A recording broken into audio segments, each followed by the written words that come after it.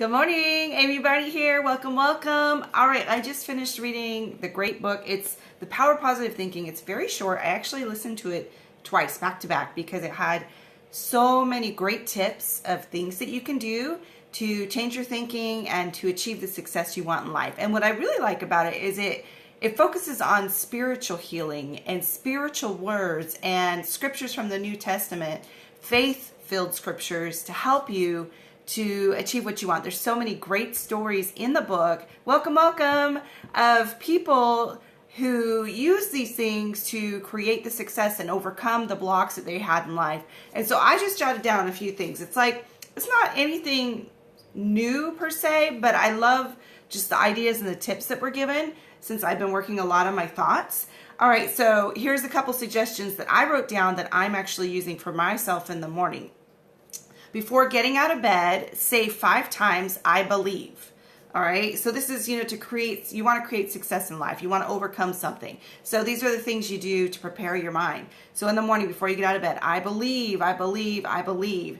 And then some other things that you can say out loud into yourself. This is the day the Lord has made. I will rejoice and be glad in it. And he talks a lot about how a lot of scriptures I'm a very spiritual person. And so I really get a lot of nourishment from reading scriptures. They help to, calm my soul and heal my heart. And he says there's so much power in the words in the scriptures, especially the New Testament, that can help you to overcome so much. And he talks about, saying the rough is only mental. I think victory, I create victory. So by, repeating these things, you're going to create these new thought patterns in your mind. And another phrase is, I have powerful internal resources. When you're feeling like maybe overwhelmed with life and that you're not handling things well and you need to conquer and overcome things, I have powerful internal resources. Another one I love is, God is with me. His peace touches me. Just saying that kind of takes all the focus off stress away. It's gone. And it gives me a peace inside to know that, just go forward and go with, lead with that peace and, go on throughout my day. And this is a favorite of mine that I've been, telling myself for a very long time is, I can do all things through Christ who strengthens me. It's one of my favorites. And, I, especially when going through all 3 of my pregnancies, which were extremely difficult for me, they were probably one of the biggest trials of my life. That was a scripture that I quoted all the time. When I would be in so much pain that I couldn't stop the tears from falling, I would just quote that scripture, and it would help. It would help me. I can do all things through Christ who strengthens me. As hard as things can be, you can make it through it.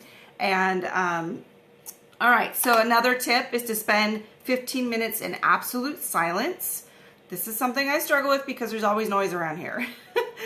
So I'm trying to work on that, finding, complete silence. I think, he talks about getting out in nature, being in tune with, nature and listening to the quiet and how that's going to really quiet your mind and soul.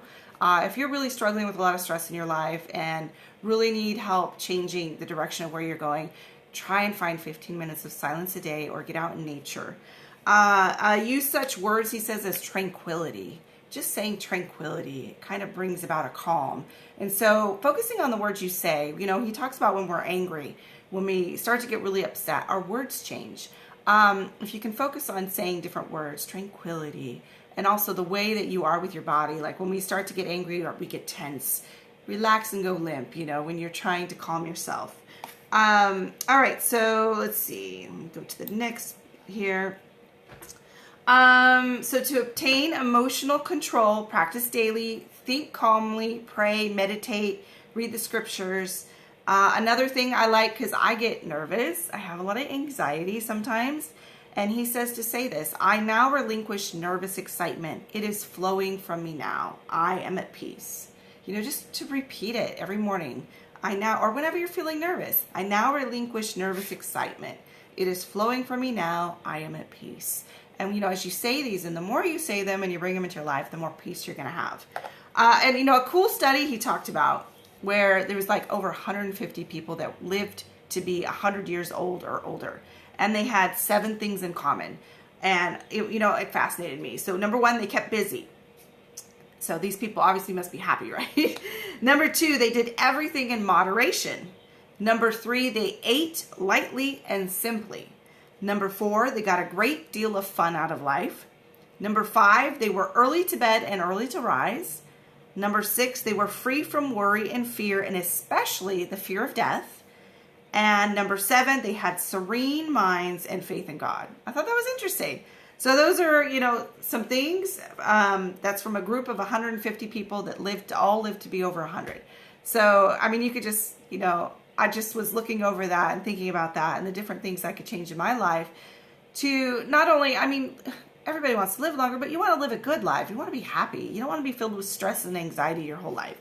And so anyways, these are tips that I found helpful for me, and I hope they are helpful to you. There's a lot more. It's a great book. It's super short. I listened to it and just repeated it because it was so much to take in. It's The Power of Positive Thinking by Norman Vincent Peale. Yeah, you're welcome, Nancy. And, by tuning into whatever spirituality that you, I don't know if religions, whatever it is, by taking care of our spirituality as well, it helps to heal our minds, our bodies. It's all connected, right? Whatever religion you profess to be, through working on that part of our lives, it also brings peace to the rest of our life. And so that's what he talks a lot about, that he's worked with a lot of people that are not spiritual, are not religious, but through prayer and repeating certain scriptures, they were able to overcome these difficulties in their life and find peace. All right, so that's all I have to share. I love you all, and happy Valentine's Day.